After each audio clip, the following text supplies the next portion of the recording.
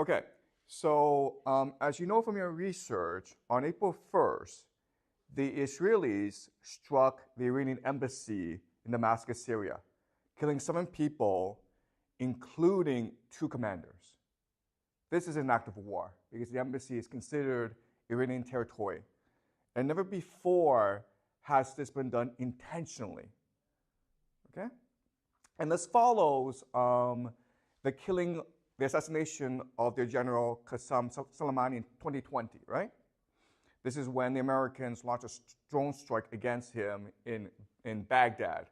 And he was really the top, one of the top Iranian generals. And what both of these incidents show us is that the Americans and the Israelis have dominance over Iran, okay? So military dominance. So the first thing is they have technology, right? So technologically, America and Israel are so much superior to Iran. So that there's a jet that went from Israel and went to Damascus to carry out the strike. Now, if you did the research, you would know that the Canadian embassy is right next to the Iranian embassy. And the strike was so precise that it only hit the Iranian embassy and didn't touch anything else, okay? That's a precision strike. That's how powerful the technology that the Americans and the Israelis have, okay? But the other thing that's important is the idea of intelligence. So how did the Israelis know that these commanders would be there at that time, right? That's intelligence. And intelligence comes in 2 forms, right? There's the idea of human and then signals. Signals is basically, I can listen in on your cell phone. I can track where you go. I know where your car is, right? That's signals, and electronic intelligence. The other is human. So there are spies in the embassy who tell the Israelis that this meeting will happen. Okay? So this is clearly military dominance that Israel and the Americans possess over Iran. And when this strike happened, as you know, the Iranians had to respond. And this was called Operation True Promise. And the idea of True Promise was that there's a strike package, okay, consisting of 300 drones and missiles that hit Israel. Now, what the Israelis say is that 99% of these drones and missiles were intercepted. They caused no damage. And the Israelis says, this shows that our Iron Dome system is amazing. We're amazing. Iran cannot touch us. What the Iranians said is that, no, we designed the attack to be harmless. We intentionally designed the attack so that it would not cause that much damage. Okay? So who's right, the Israelis or the Iranians? I want to make an argument to you today that the Iranians are more believable, more credible. Okay? And the reason why is that the Iranians have to be very strategic in their response to the Americans and the Israelis. And the reason why is the Americans and the Israelis have military dominance over Iran. But just because you have military dominance does not mean you'll win the war, okay? So what I believe is that Iran and Israel are committed to a war. And it's possible that in 2 years' time, there will be a ground invasion of Iran. Okay? But it's going to take time to build up to the ground invasion. But just because the Americans and the Israelis attack Iran does not mean they will win. Okay? And the reason why is that, as you know from your research, in 2002, the Americans actually tried to invade Iran. Okay? They ran a simulation called the 2002 Millennium Challenge. And the idea is, let's pretend that we will invade Iran and let's see what happens. So they divide the military into 2 teams, right? Team USA and Team Iran. Now, if you know anything about the American military, you will know that it is the most dominant, powerful military ever to exist in human history, okay? It is crazy powerful. If the entire world were to get together and say, let's go fight the United States, the world would lose. The United States has the most powerful military in the entire world, okay? And Iran, it's a very poor country. So the United States invaded Iran, and they wanted to see what would happen. And it turned out that, who won? Iran won, okay? And the reason why Iran won is the idea of asymmetrical warfare.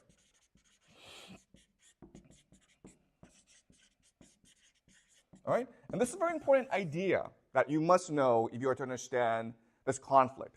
So what is asymmetrical warfare? All right, let's pretend that Jack and I are enemies. We hate each other and we want to kill each other, okay?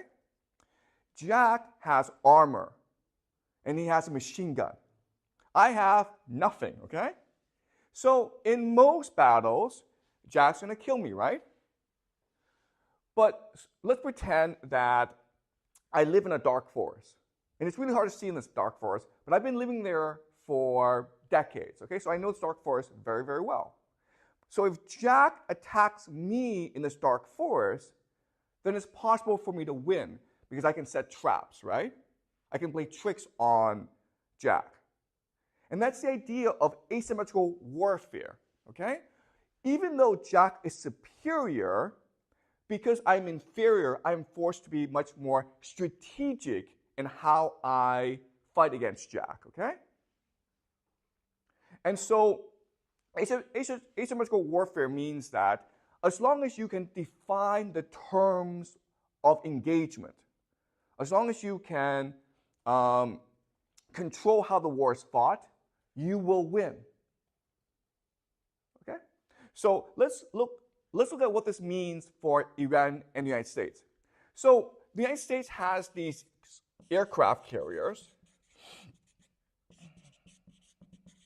and they cost like $1 billion, okay? They're very expensive, but they're very powerful. Now, in a symmetrical warfare, what would happen is Iran sends its entire navy against this one aircraft carrier of the United States. And then what happens? The United States blows up the entire Iranian navy, okay? That's what would happen. So you don't do that, okay? You do not send your navy against an American aircraft carrier. What you do instead is you send drones, okay, or drone swarms. So what they did in the Millennium Challenge was they had these suicide boats, right, charging these aircraft carriers. And guess what, guys? If there's a lot of them, like 1,000 of them, you can't stop all of them. And if one hits, then your boat sinks. Okay, does that make sense? Okay, this is what we call asymmetrical warfare. Now, what's important to understand is that in asymmetrical warfare, you have to control how much resources you use, okay? So, for example, this aircraft carrier costs like $1 billion. The drone swarms, okay, a drone may be $1,000 for a real one, okay? But then you have fake ones that cost $100. $1,000 are these drones that blow up, right? $100 are drones that don't blow up, right? You have 1,000 of these, and then that's like $10 million. And then you have 10,000 of these, and that's another $10 million, okay? So it'll cost you maybe $20 million to blow up a $1 billion aircraft carrier. Okay, does that make sense? And this is why Iran would win a war, because Iran would employ asymmetrical warfare, drone swarms against the American aircraft carriers. Okay? And the true promise actually showed us that the Iranians would probably use this strategy. And the reason why is that the total package, the strike package that the Iranians use, cost about $10 to $30 million. But how much money did the Israelis spend to bring down these drones? Do you guys know? How much did it cost the Israelis to defend themselves against this attack? Okay, it was at least $1 billion. Okay, do you understand? All right. So this shows us that in a war, Iran would use asymmetrical warfare, and and even though Israel and the United States have military dominance, they may not be able to win this war. Okay. Okay. So does this make sense so far? Any questions about this?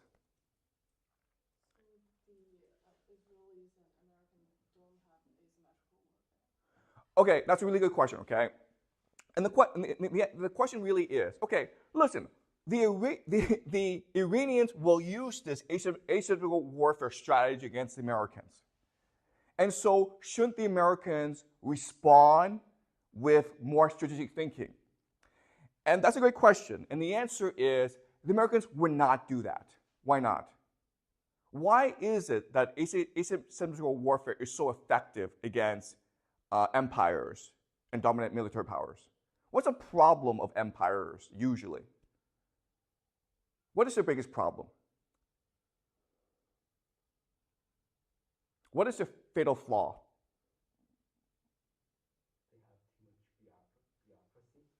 Okay, they have too much bureaucracy, but Iran also has bureaucracy. But the empires have a much bigger problem, okay?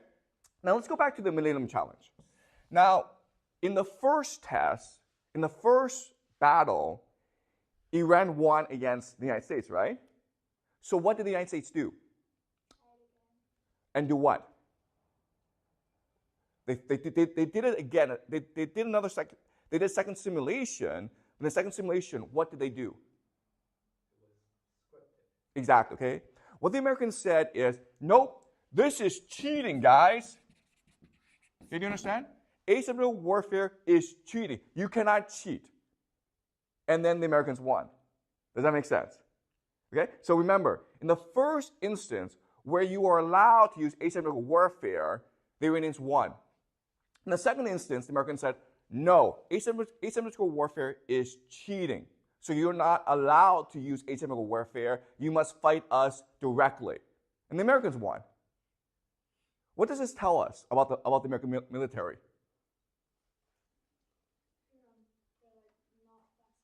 Exactly. Thank you. Okay, they are inflexible.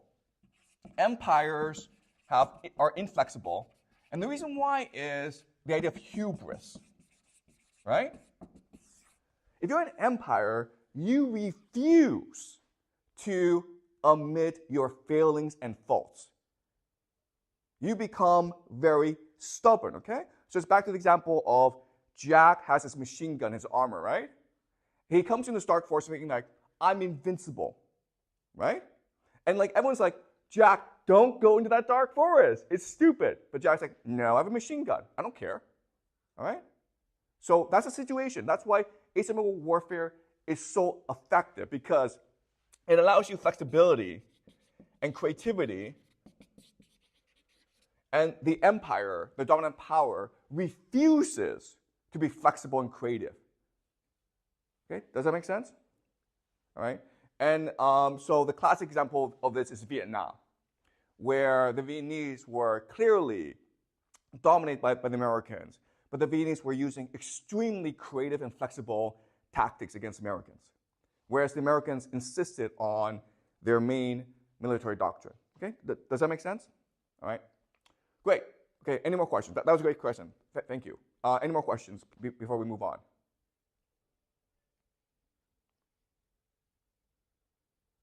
Okay, so now I want to talk about, okay, if the Iranians are going to use asymmetrical warfare, what would it look like?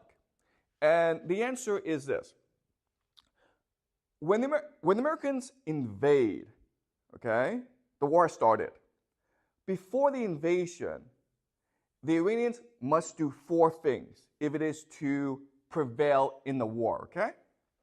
And this is what we call the Iran strategy matrix. Okay? The arranged strategy matrix means that from now on, everything they do must